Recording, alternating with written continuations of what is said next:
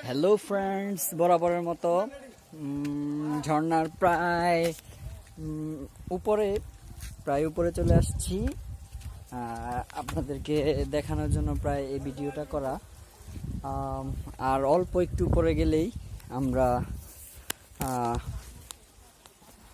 প্রধান যে ঝর্ণাটা ওটা আমরা দেখতে পাবো। তো বন্ধুরা একটু আমাকে সময় দিবেন।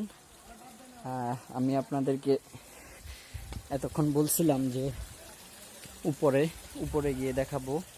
আশা করি আপনারা সাথে থাকবেন।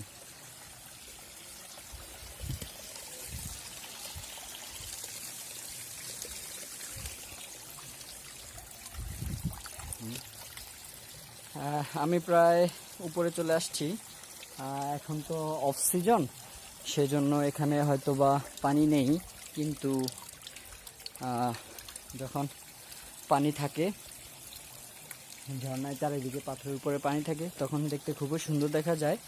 এখন নেই বলতে অল্প একটু পানি আছে, হয়তো আপনাদেরকে দেখাইতেছি।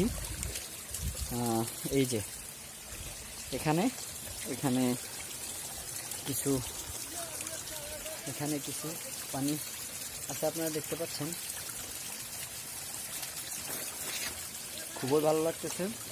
এটা ঝর্ণার একদমই উপরে, জাফলং থেকে 1 কিলোমিটার বালি হেঁটে সামনে আসলে ঝর্ণার একদম উপরে, প্রায় উপরে।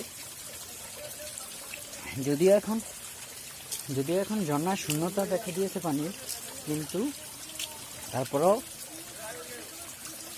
নিজেদের ব্যবহার করার মতো যথেষ্ট পানি রয়েছে।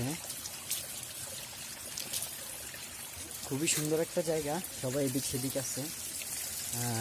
তবে এটা খুবই ভয়ানক জায়গা। পাথরগুলো এমনভাবে আছে, মানে মনে হচ্ছে যে এখনই গায়ে পড়বে, কিন্তু আসলে না। আল্লাহর অশেষ রহমতে পাথরগুলো পড়ে না, নড়ে না, খুবই মজবুত। এটা আল্লাহর একটা অশেষ রহমত। তো কেউ যদি জাফলং আসেন, অবশ্যই আপনারা এই ঝর্ণাটা ঘুরে যাবেন। জাফলংয়ের এটা একটা প্রধান আকর্ষণ। এখানে সিজন আর অফ সিজন অনেক পর্যটকরা আসে, আপনারা দেখতে পারতেছেন। হয়তো পানি নেই দেখে এখন পর্যটকের সংখ্যা খুবই কম, তবে সিজনে এখানে লোকারণ্য থাকে। শুধুমাত্র আপনাদেরকে দেখানোর জন্য এই ভিডিওটা করা। আমি অনেক রিস্ক নিয়ে পাহাড়ের প্রায় উপরে চলে আসছি। হ্যাঁ, তো থ্যাংক ইউ সবাইকে। আল্লাহ হাফিজ।